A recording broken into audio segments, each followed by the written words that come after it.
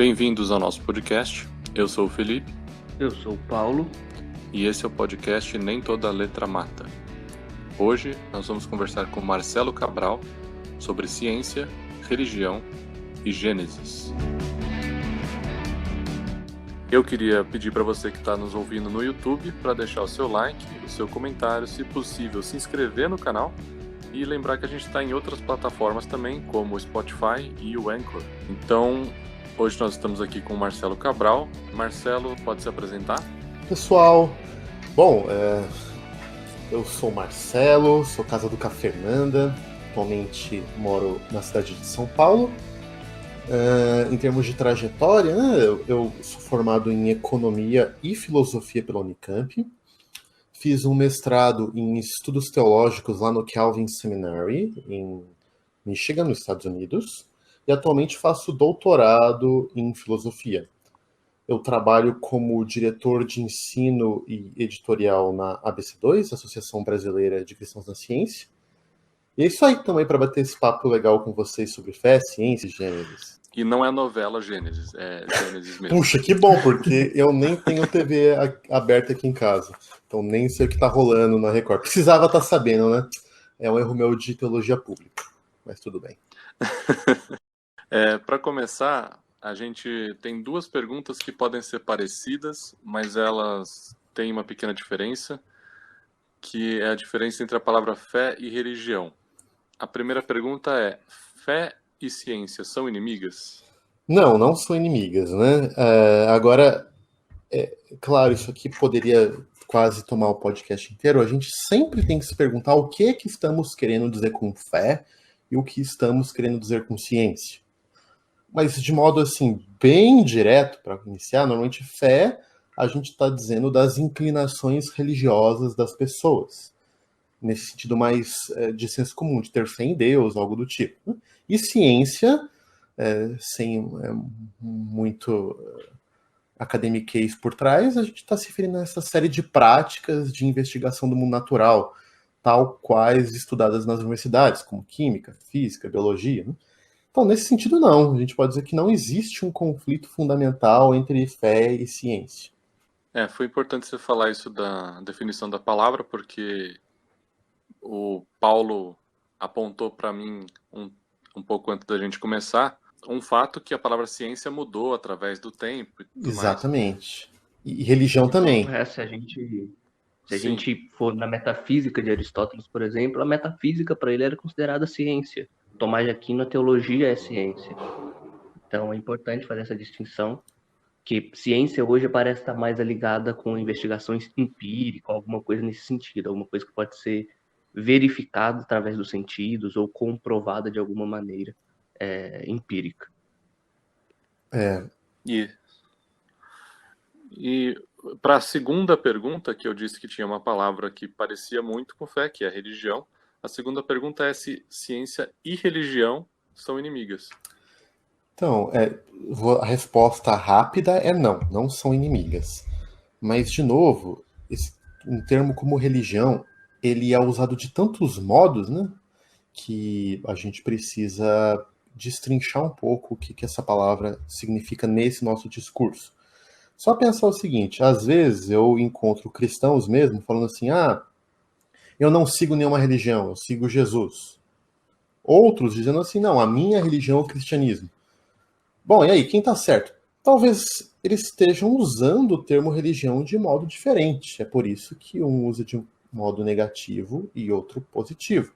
Mas, aqui, sem também entrar em muitas discussões acadêmicas, a gente pode dizer de modo geral que hoje em dia, religião se refere a certas tradições religiosas organizadas em torno de certas crenças, valores e práticas, normalmente com um corpo institucional, ou pelo menos com uma história que é possível de ser contada.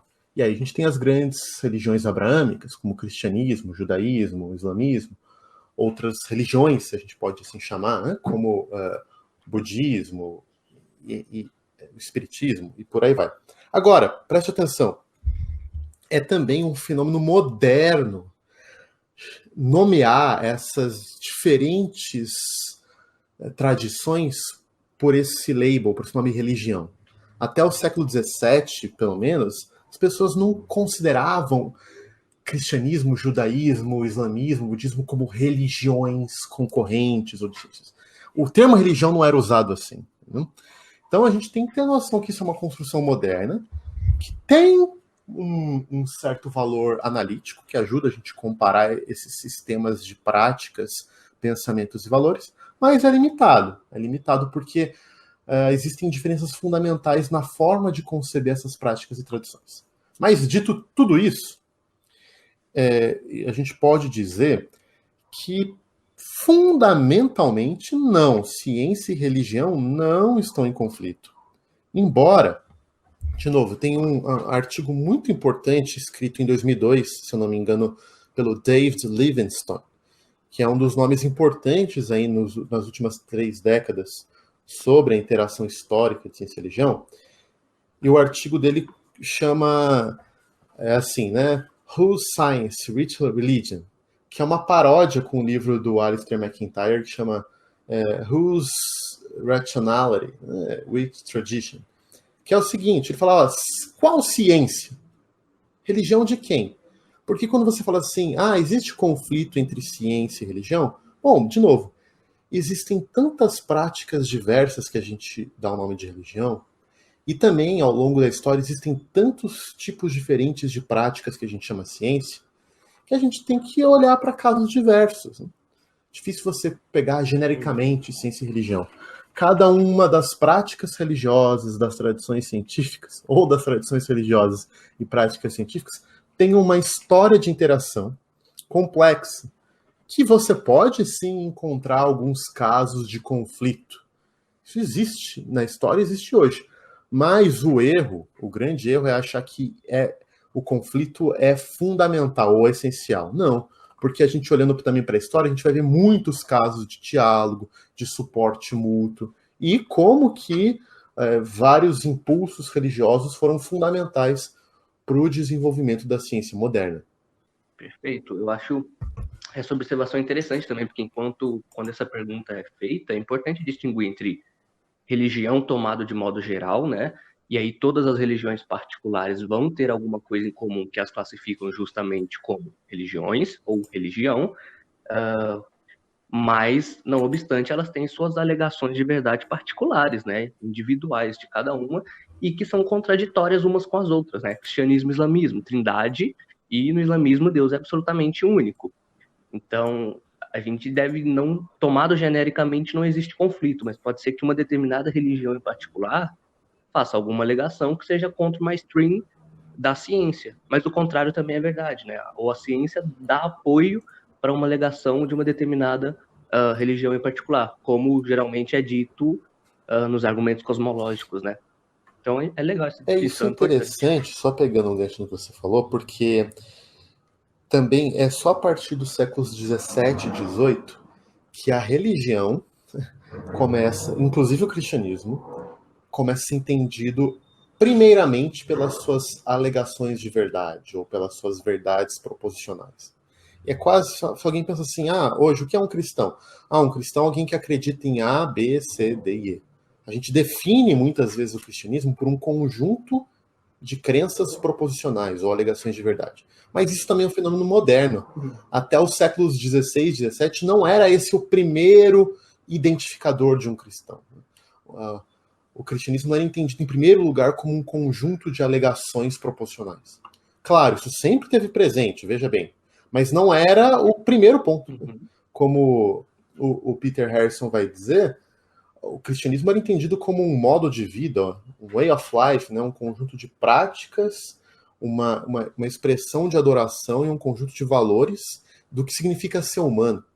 Então é a partir dos séculos 16 e 17 que, por uma série de fatores, o cristianismo vai sendo definido cada vez mais e mais, daí sim, como valorações de verdade e crenças proposicionais, que a possibilidade de um conflito explícito com a ciência surge.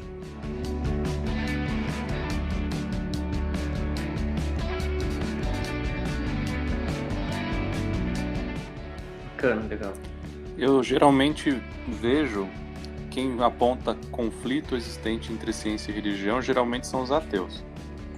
Só que é claro que você tem alguns pregadores cristãos também que vão dizer coisas absurdas sobre ciência e tudo mais. E indo para esse ponto que você falou sobre a relação de uma religião com a ciência pela história, a gente pode dizer que o cristianismo teve alguma influência na história da ciência, correto? Bastante influência, exatamente. E como que se deu essa influência? Bom, essa é uma história longa, né?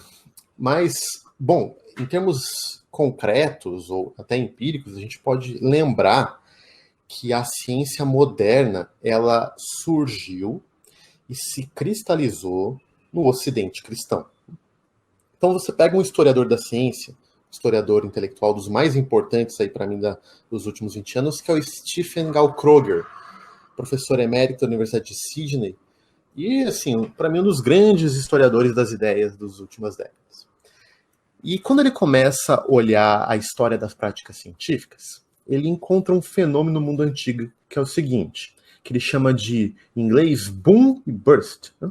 Então ele viu o seguinte, você pega o mundo islâmico dos séculos 9, 10, 11, a China dos séculos 12 e 13, Paris medieval, e outros lugares e casos, você vai ver o seguinte processo, que existe uma certa movimentação, empolgação social em torno de práticas científicas. Descobertas são feitas, avanços, começa a gente se interessar, o que ele chama do período de boom. Só que depois de um tempo, há um enfraquecimento desse processo.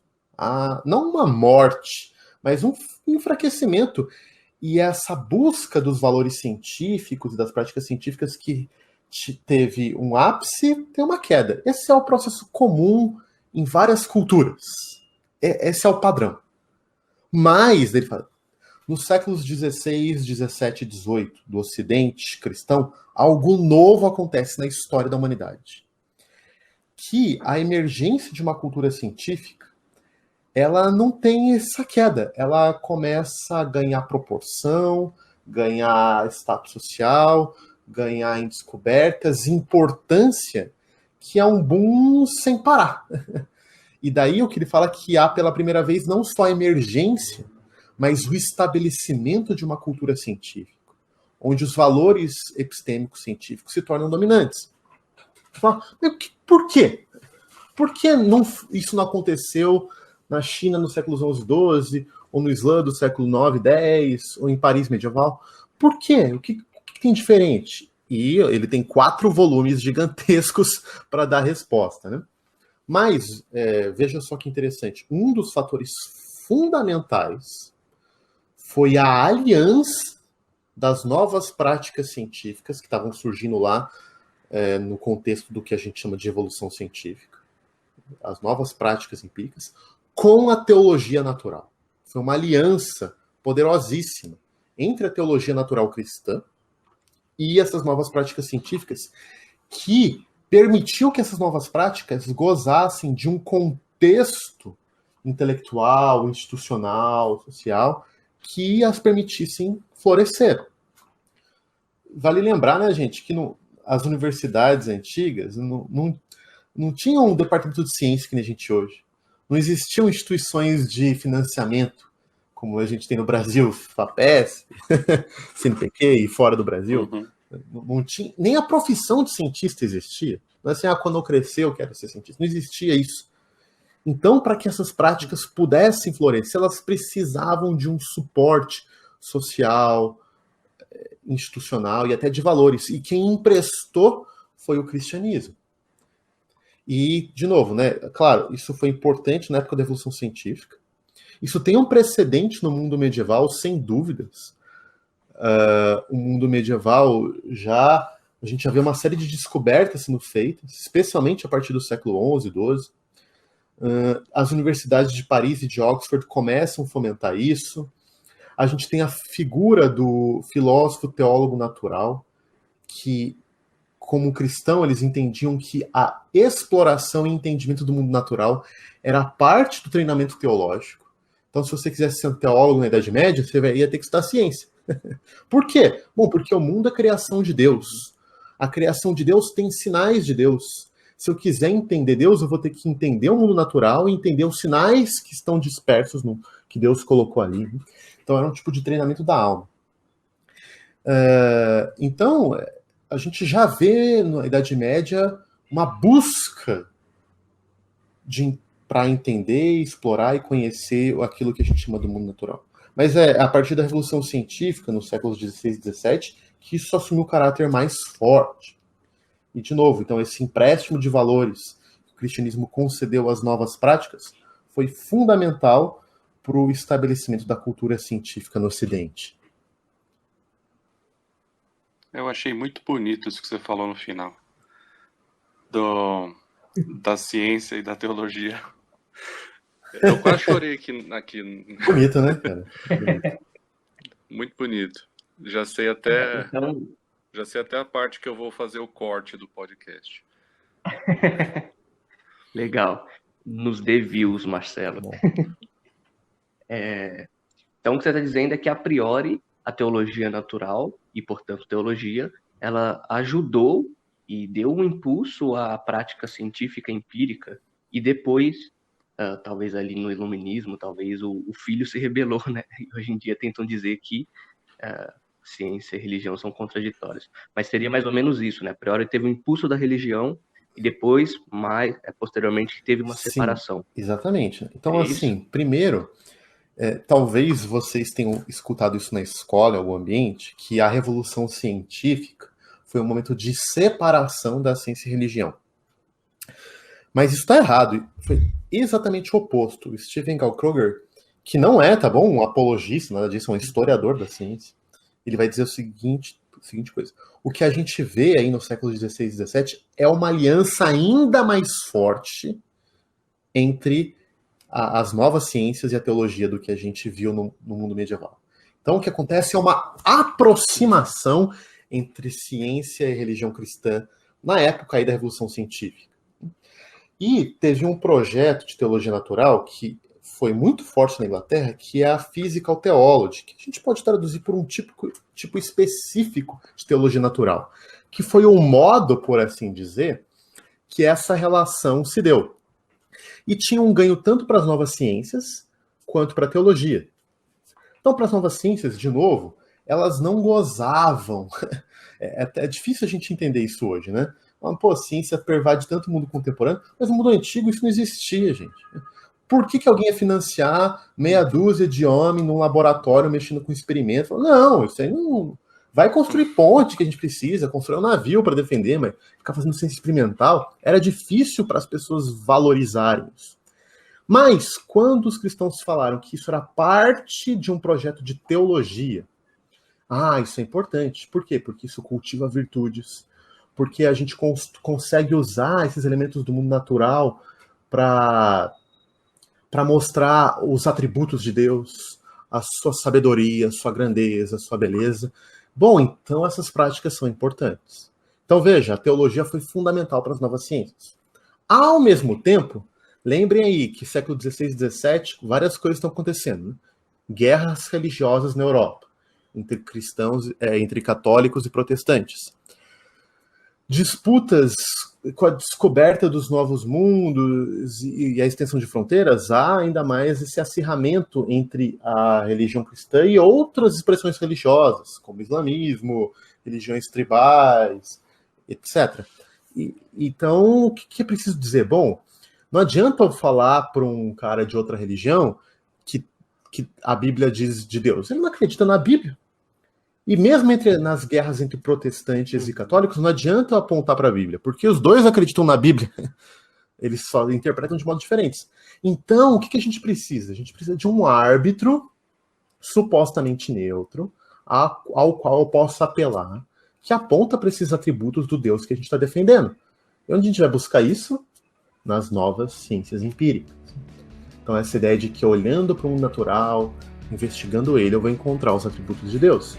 Então, veja, essa aliança, ela teve benefícios, ao menos momentâneos, para os dois lados.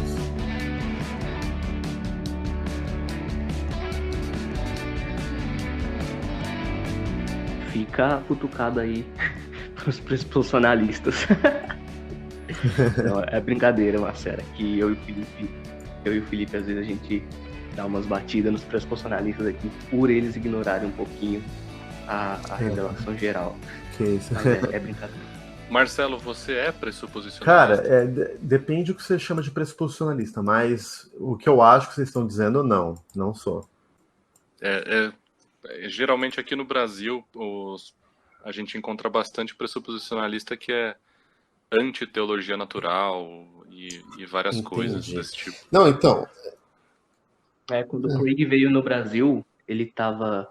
O Jonas Madureira tava entrevistando, debatendo, entre aspas, ali com ele mais alguns. Aí teve um pressuposicionalista que o Craig falou de teologia natural, um pressuposicionalista respondeu para ele, teologia o quê? Como tipo, proibido. A gente não se importa. Não, cara, não, de modo algum, né? Agora, sim, talvez isso até dê o gancho, porque esse projeto de teologia natural inglesa, ele tinha problemas, e ele se esgotou aí no final do século XIX, sabe? Tanto que o que eu acho que existem as novas teologias naturais hoje que são muito boas. Você pega, por exemplo, o Alistair McGrath, o John Polkinghorne, mesmo o Craig, trabalham com novos modos de teologia natural que são muito mais sensíveis à tradição teológica clássica, que são atentos à ciência contemporânea, mas não tem a pretensão da teologia natural inglesa de achar que o mundo natural é um árbitro neutro. Não existe árbitro neutro nessa história. Mas, de novo, né? O mundo natural é criação de Deus. E isso a gente não pode esquecer.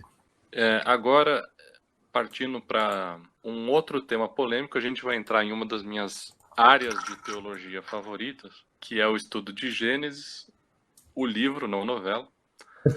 E a pergunta que eu quero... Poxa, então vamos sair.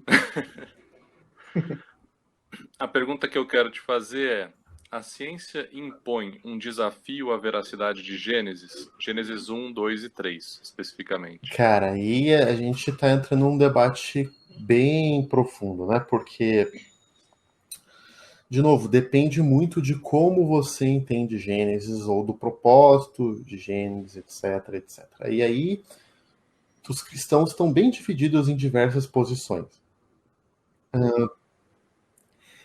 Eu concordo com aqueles que dizem que Gênesis se apresenta como uma história teológica. Então tem uma história, tem uma narrativa, isso é claro. Tem elementos narrativos, tem genealogias, tem pais e filhos e seus filhos. Mas é um erro grande a gente ler um livro como Gênesis, que foi forjado a partir de vários documentos, né, e tem uma história profundíssima e belíssima por trás, mas assim, a gente confundir esses textos antigos com história tal qual a gente desenvolve hoje em dia, ou como a gente pensa a documentação de fatos hoje em dia. Achar que Gênesis é como um jornal, ou como um jornalista que foi lá ver e foi anotando fato a fato. Não, Gênesis não se apresenta como isso. Gênesis não alega que é isso.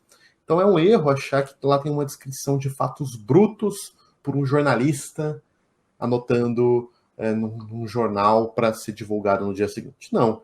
É uma história com profundos contornos teológicos. E isso tem que ser levado em conta para a boa interpretação do livro.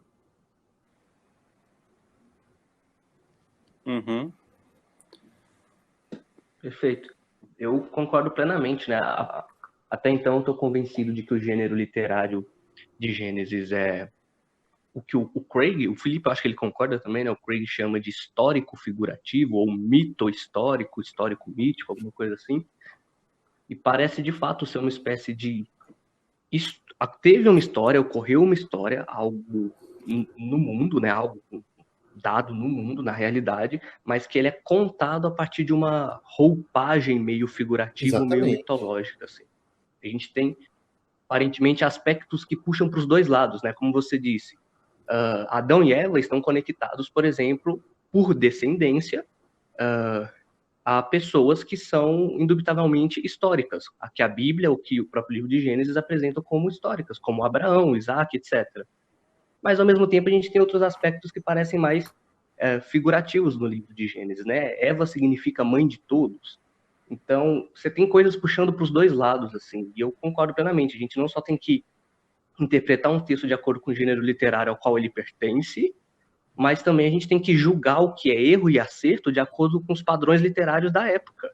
Então, é meio anacronismo, assim, a gente pegar o nosso padrão literário para produzir história hoje e impor ao texto de Gênesis. Isso é assim, basta a gente olhar o texto com cuidado que ele revela várias coisas interessantes, né?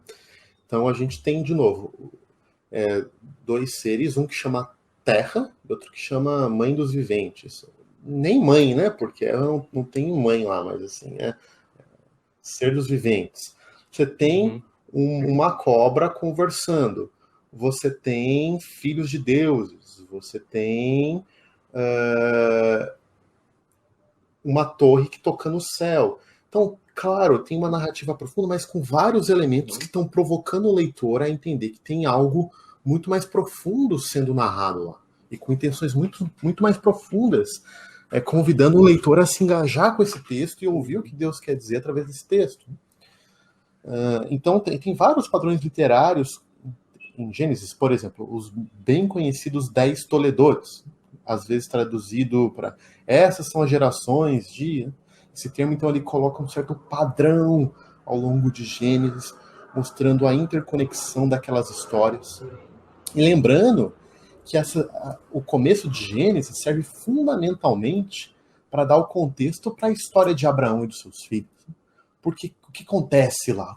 Da onde que vem Abraão? Existe uma mudança, né, de Gênesis capítulo 1 a 11 e Exatamente. do 12 em diante. Existe um Deus, Yahweh, que chama um homem, tira ele da Mesopotâmia, lá de Ur dos Caldeus, tá? de uma civilização grande, poderosa, para levar meio para a periferia do mundo antigo, dizendo que ele precisa fazer uma grande família com esse cara. E que ele vai abençoar esse Abraão, e através dele vai abençoar as outras nações da terra. Mas espera aí, por que ele precisa tirar esse Abraão daquele contexto? Por que ele precisa abençoar Abraão? Por que Abraão vai ser um canal de bênção para outras nações? Bom, quando a gente olha para Gênesis de 1 a 11, isso está narrando para a gente que há algo profundamente perverso e corrompido no tecido do mundo. Esse mundo não é um mundo bom, não é um mundo de shalom, mas tem algo profundamente corrompido, pervertido, distorcido nesse mundo. Mas quando Deus chama Abraão, ele está dizendo que o próprio Deus, a partir de Abraão, está comprometido com a redenção, com a reestruturação da paz e da justiça no mundo. O Shalom, né? Shalom, que é essa harmonia profunda de Deus com o mundo, e no mundo, entre todos os seres e a terra, precisa ser restaurado. Então, Gênesis de 1 a 11 mostra para a gente como que essas coisas, o porquê que o mundo está pervertido e em que sentido esse mundo precisa de uma redenção. Os capítulos 1 a 3 geralmente são os mais debatidos, né?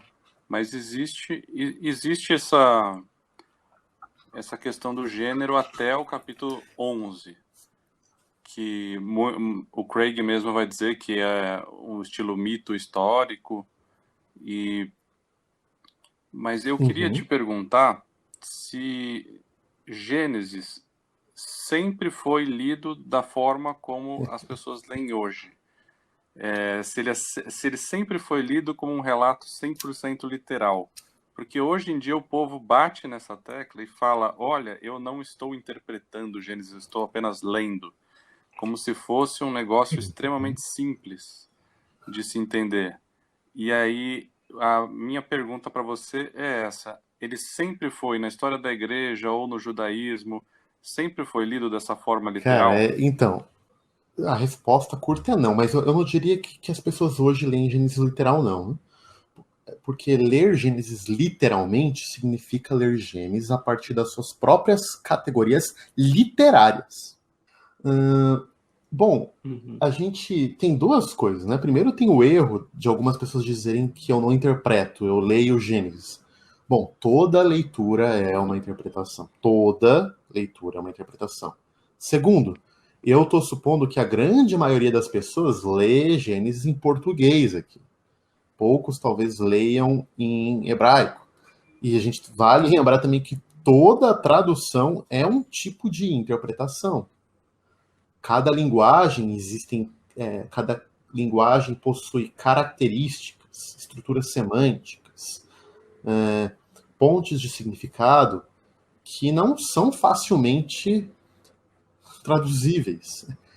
Sim, gente, as traduções que a gente tem em português hoje são boas, dá para confiar nelas, mas toda leitura é uma interpretação. E, de novo, eu não tô falando isso para afirmar que a gente cai num relativismo, que cada um interpreta do seu jeito. Não! Existem interpretações bem melhores do que outras, com certeza. E um dos pontos que nos ajudam é, como vocês estão apontando aí, olhar para a história da interpretação de Gênesis. Bom, eu acho que muitos cristãos ficariam assustados, né? Tem um livro que foi lançado em inglês, acho que em 2018 ou 2019, que é editado pelo Kyle Greenwood.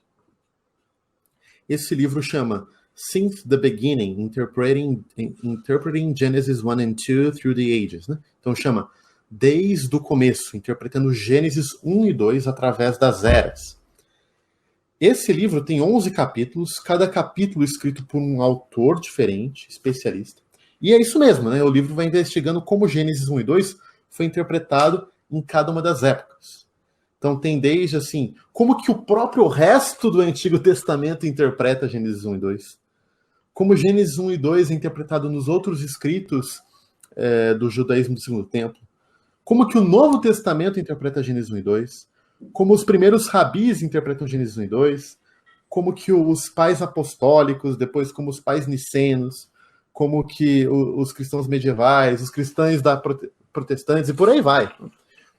Eu fiz um review desse livro, até publiquei numa revista. Isso foi fascinante para mim ver o que vocês estão provocando aqui, como que há uma diferença fundamental como os cristãos ao longo das eras interpretam Gênesis. Tem muitos exemplos para dar, mas deixa eu dar um, que é de um dos cristãos mais influentes de todos os tempos, que é Agostinho de Hipona.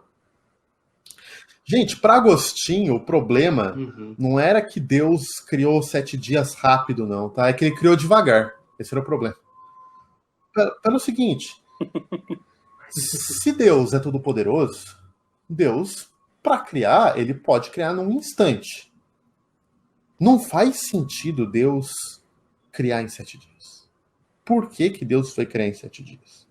Mais do que isso, Agostinho já sabia que fazia pouco sentido Deus criar a luz no dia 1 e o sol no dia 4. Porque ele sabe que a luz ela emana de fontes luminosas. E vários outros problemas que já com a ciência da época ele via problemas. Gente, isso é Agostinho discutindo, tá? O que Agostinho vai propor? Que os 7 dias de Gênesis apontam, na verdade, para o treino e progressão da alma do cristão. São as etapas da progressão da alma do cristão no seu processo de santificação.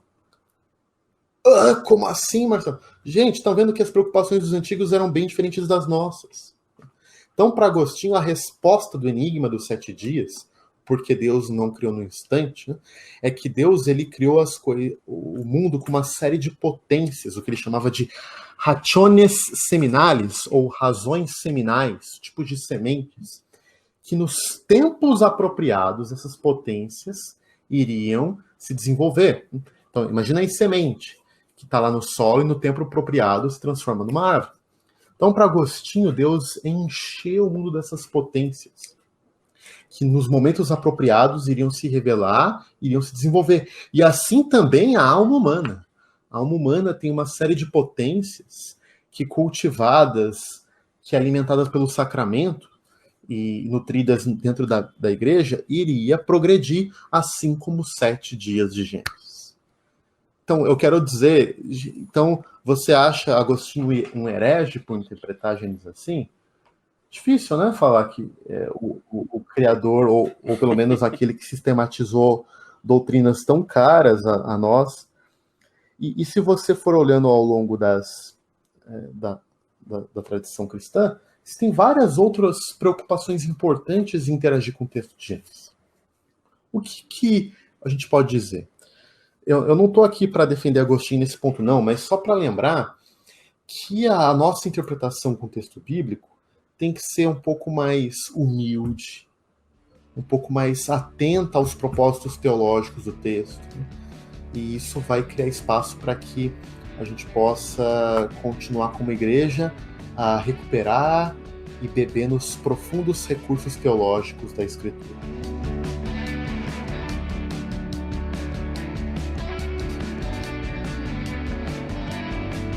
Eu não sabia dessa parte aí que Agostinho via como etapas do crescimento da alma humana, ou mais ou menos isso que você disse. Eu sei que, por exemplo, talvez ele tenha sido influenciado pelo Philon de Alexandria, quando ele diz que a criação foi instantânea ou algo assim. Sim, na verdade será um debate antigo, né? Exatamente, que Agostinho ele retoma. Agostinho, no comentário dele a Gênesis, ele está debatendo muito também com Orígenes. Orígenes bebeu bastante na fonte de Filo. Orígenes era um erudito como poucos que houveram na história, viu? E Agostinho bebe muito, e tem várias críticas que ele faz Orígenes, aceita algumas outras coisas. Então ele está nessa tradição aí helênica da criação instantânea do mundo. Obviamente, esse é um problema que os judeus já estavam enfrentando, né? Porque a tradição ptolomaica aristotélica defendia a eternidade do mundo. Tem um texto, inclusive, de Aristóteles que chama da Eternitate de Mundi, né? A eternidade do mundo. Mas, bom, a gente abre Gênesis e fala que o mundo teve um começo, e aí? Como que a gente entende essas coisas? Então, esse era o milieu intelectual que eles estavam absorvidos e dentro do qual eles discutiam essas questões. Agora, o nosso milieu do século XX, XXI, é um milieu bastante da cultura científica que emerge a partir do século XVI e XVII no mundo ocidental. Esse é o nosso milieu. Então é normal que a gente olhe para o texto de Gênesis com as perguntas do nosso milieu em mente. Mas, o que a gente precisa ser lembrado? Que Gênesis não foi escrito nesse milieu. Gênesis não foi escrito para resolver dúvida científica do século XVIII, XIX, XX, XXI. Não foi para isso. Foi para ensinar outras coisas mais importantes, eu diria. E Agostinho já tinha essa preocupação em mente. O quanto, de fato, assim, né? A gente não precisa não necessariamente se apegar a uma determinada interpretação. Aqui eu estou pensando mais em Gênesis 1 e 2, e mais particularmente nos dias da criação, como sendo a correta, ou a única correta, necessariamente. Alguma coisa nesse sentido.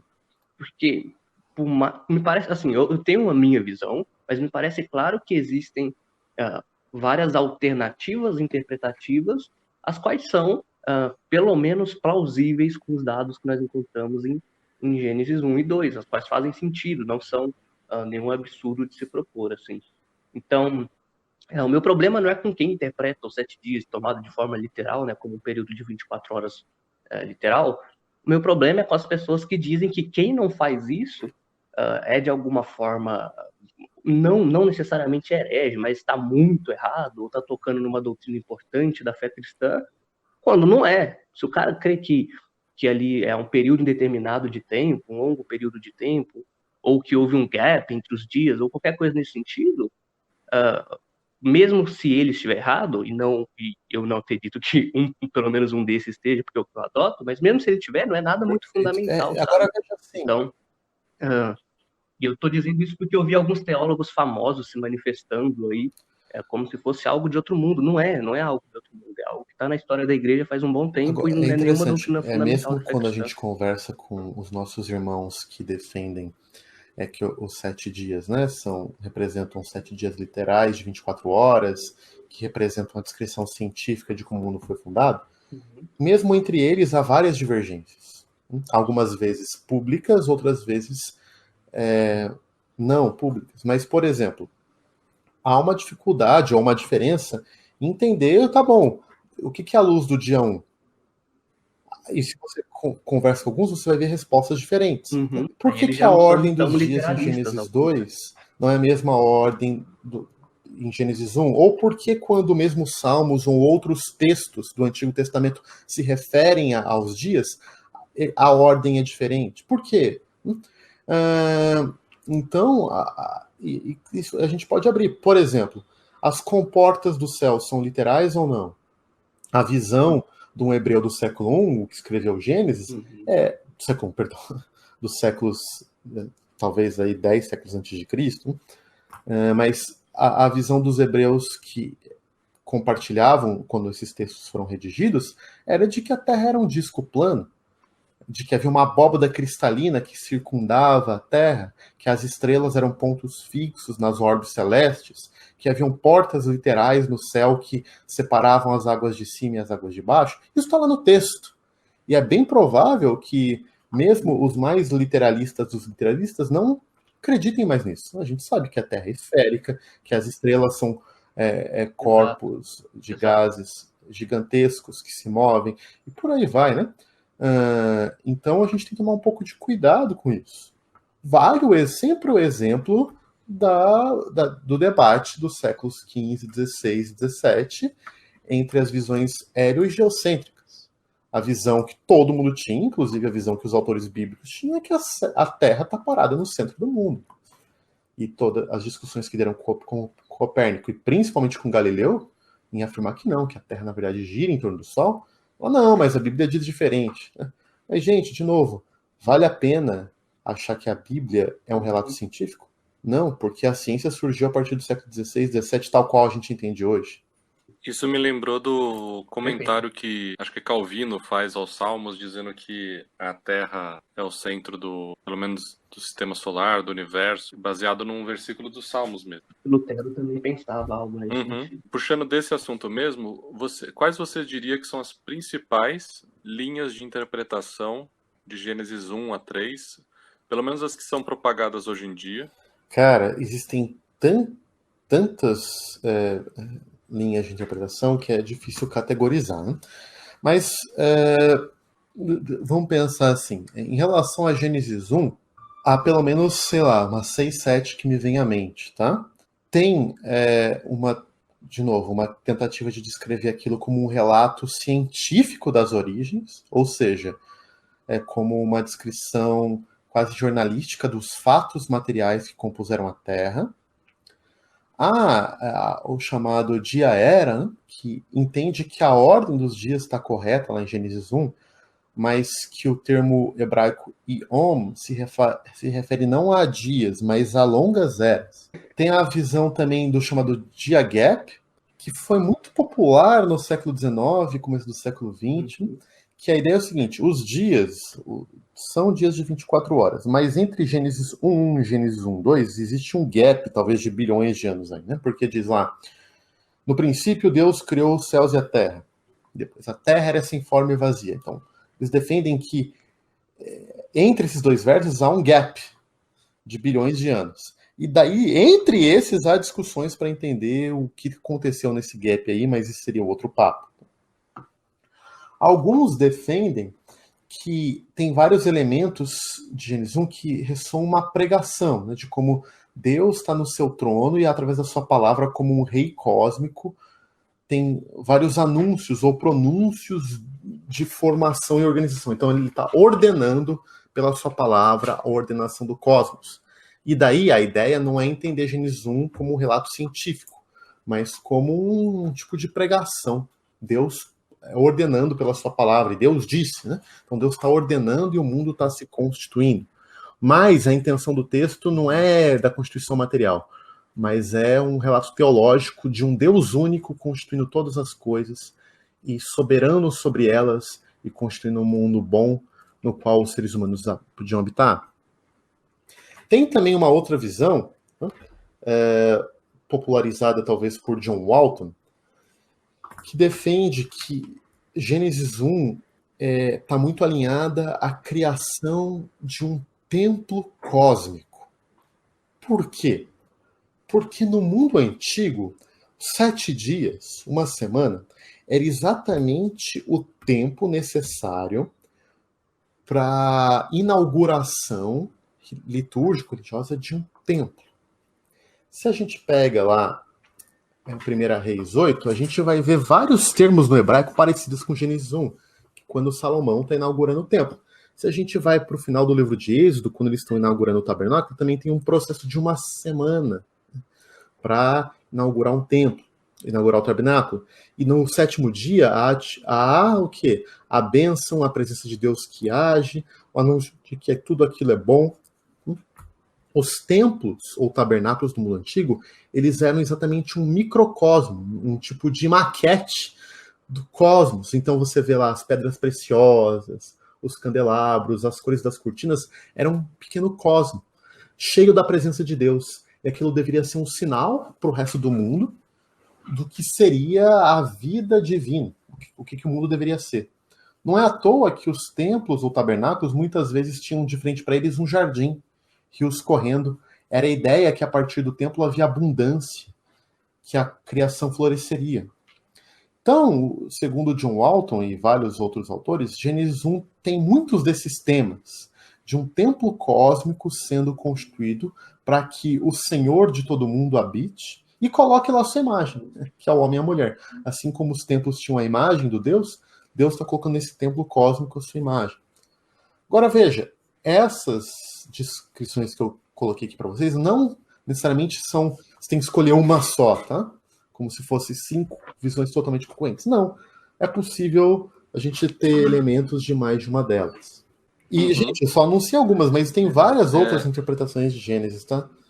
Tem bastante. Tem os criacionistas da Terra Jovem que acham que a Terra, apesar de ser jovem, parece ser antiga, Sim, né? tem Parece a ideia da idade aparente, né? Uhum. Marcelo, Claro. para finalizar, eu queria que você falasse um pouco da ABC2 e como que ela vê a relação entre ciência, religião Perfeito. e Gênesis. Bom, uma alegria para mim falar sobre a ABC2, essa associação é a Associação Brasileira de Cristãos na Ciência.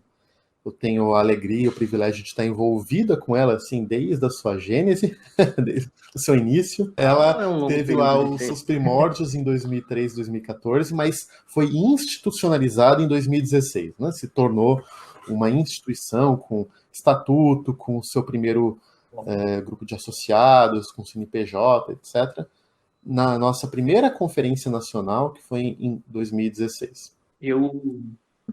Só falando rapidinho, né? Eu moro em Uberlândia e tem a ABC2 lá. Eu participei de alguns encontros da ABC2. Eu conheci o Guilherme de Carvalho uma vez. Teve um dia que eu tava na minha faculdade. Do nada, o Guilherme de Carvalho aparece. Não era ABC2 nem nada, só tava andando no campus. O Guilherme aparece. De repente. Eita, que isso? Do nada, você aqui? Muito bom. Mas legal, cara. Tem amigos queridos de Uberlândia e o Fernando Pasquinha, nosso líder. Eu conheço. Eu fui na casa do Pasquinha algumas vezes. Então, né? Agora uma coisa muito importante é que a ABC2 é uma associação que convida qualquer cristão que tem interesse em vários dos temas da relação e interação entre ciência e religião a participar. E veja, gente, os temas são muito amplos. A gente discute tecnologia, constituição de virtudes, né? A gente tem grupos sobre física, química, história, filosofia do direito. Então, são tantos e tantos temas que não dá para restringir essa discussão de Gênesis, não obstante seja importante. Então, tem muita gente aí discutindo vários temas nessa interação que são importantíssimos. Sobre essa questão de Gênesis, é muito importante afirmar, lembrar que a ABC2 não tem uma posição. Não tem. Por quê? Porque os seus associados são completamente livres para adotarem, pesquisarem, defenderem aquela posição que eles consideram a mais coerente.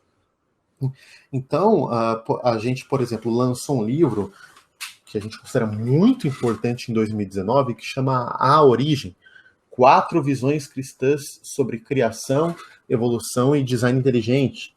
Então, nesse livro, a gente tem um autor defendendo o criacionismo na Terra Jovem, um outro autor defendendo o criacionismo da Terra Antiga, o outro defendendo a criação evolucionária e o outro defendendo o design inteligente, como posições legítimas, cada uma com os seus méritos, né, com os seus pontos, etc. Então, a ABC2 é esse espaço aberto, em que cada associado tem muita liberdade para pesquisar, defender, né? E a gente procura fomentar espaços cooperativos, inteligentes, engajados, para que as pessoas possam aprender, desenvolver e crescer tanto como discípulos de Jesus, como pessoas que compreendem bem essa interação entre fé, ciência, religião e Gênesis.